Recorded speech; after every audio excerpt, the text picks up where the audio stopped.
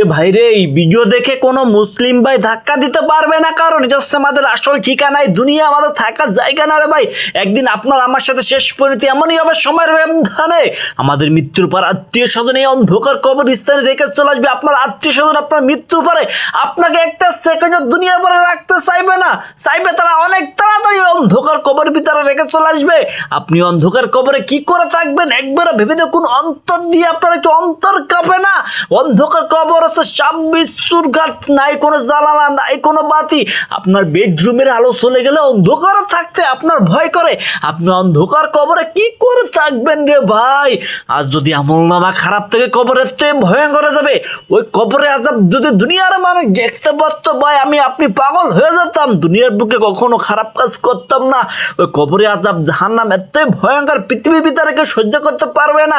তো এখনো সময় আছে, সময় থেকে তো আল্লাহর পথে ফিরে আসুন, 5 ওয়াক্ত নামাজ পড়ুন। ভিডিওটি ভালো লাগলে সাবস্ক্রাইব করে পাশে থাকুন ভালোবাসার মানুষগুলো।